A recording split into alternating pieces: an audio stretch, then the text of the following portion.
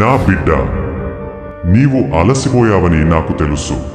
ఎన్నో ప్రార్థనలు చేశావు, ఎన్నోసార్లు ఎదురు చూశావు, ఎన్నోసార్లు ఇంకెంతకాలం అని అడిగావు. కొన్నిసార్లు నీకు నేను మౌనంగా ఉన్నట్లు అనిపించవచ్చు. కానీ నా మౌనం అంటే నేను నిన్ను విడిచిపెట్టానని కాదు. నేను నీ ప్రతి కన్నీటిని చూస్తున్నాను. నీ హృదయంలో దాచుకున్న ప్రతి బాధను తెలుసుకుంటున్నాను. నీవు ఒంటరిగా పోరాడుతున్నట్లు అనిపించినా నేను నీ పక్కనే ఉన్నాను. ఈ రోజు నీ పరిస్థితి నీ భవిష్యత్తును నిర్ణయించదు. ఈ రోజు నీ బాధ నీ కథకు ముగింపు కాదు.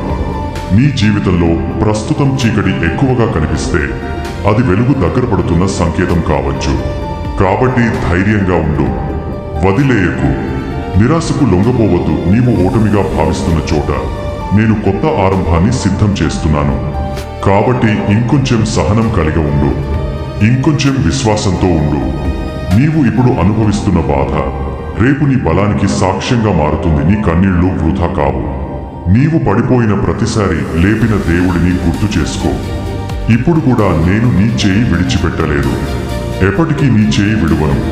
ప్రతి ఆలస్యం వెనుక ఒక ఉద్దేశ్యం ఉంది, ప్రతి నిరీక్షణ వెనుక ఒక ఆశీర్వాదం ఉంది. కాబట్టి ఇప్పుడున్న పరిస్థితులను చూసి నిరాశ చెందకు. నీవు చూడలేనంత దూరం వరకు దేవుడు మార్గాన్ని సిద్ధం చేస్తాడు.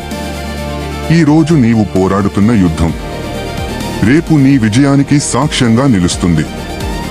ధైర్యంగా ఉండు, విశ్వాసంగా ఉండు. ఆమెన్.